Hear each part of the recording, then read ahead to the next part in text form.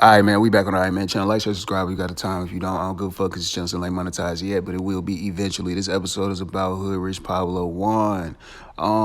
Like I said in the Drug Rich Heck episode, I got on hood music back in like whenever Pee Wee Longway dropped African Diamonds. I was looking to see what Hood had going on, because that verse is really the verse that was his damn near like coming out party. Like, that was the one where it's like, damn, bro, like, who is this nigga? I wonder what he got to offer musically. And then I started listening to everybody that was around Hood, whether it be Peso, whether it be Scarfo, whether it be Tito, whether it be Heck, everybody. I listened to everybody around the NPR, and Hood went on this crazy ass run musically with, like, he did a project with what is his name, Bodinsky. He did a project with Spiffy Global. He did a whole bunch of projects, bro. And I'm talking about them shit still jam today.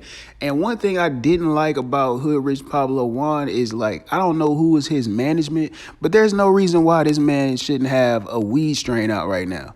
There's no, like, I don't get why Money, Power, Respect didn't go crazy with their merch. And I get it, a lot of niggas, they got real life shit going on. So I'm not going to sit up here and, like, act like, why this didn't happen. But it's just more so, like, looking back in hindsight, bro, like, dude, he does not understand, like, gelato sales went up in the trap because of basically Hoodrich Pablo Juan and Young Dolph. Like, them niggas was always talking about gelato.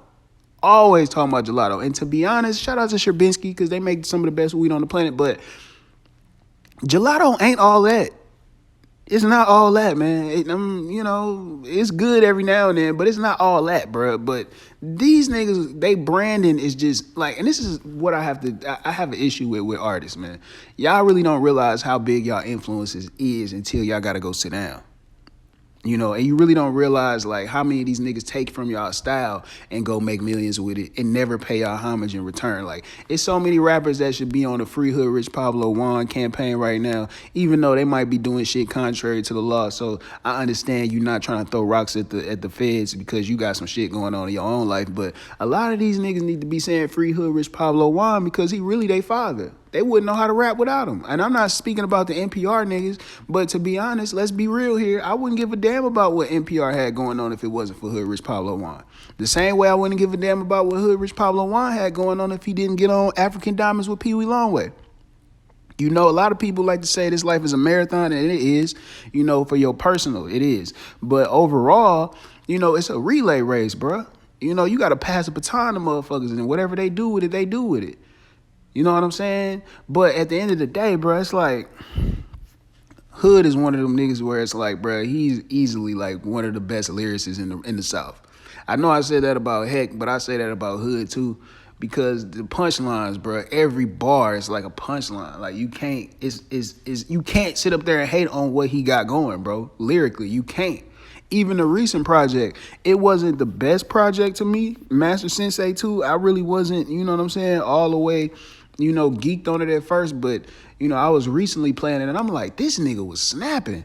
This nigga was going crazy. Like, it made me like it even more now because of the shit that he was saying prior to Master Sensei and during Master Sensei 2 and Master Sensei 1. Like, some of these niggas, man, like, they potential and their influence, they don't recognize it until they got to go sit down.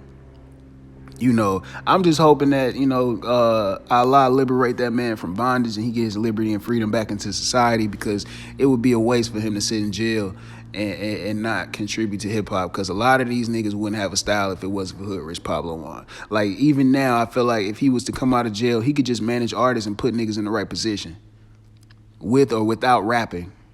You know what I'm saying? So shout out to Hoodrich Pablo Juan, shout out to NPR, free Drug Rich Heck, free NPR Tito, free Hoodrich Pablo Juan, free all them niggas, man. You know what I'm saying? Shout out to everybody who supporting the channel. I appreciate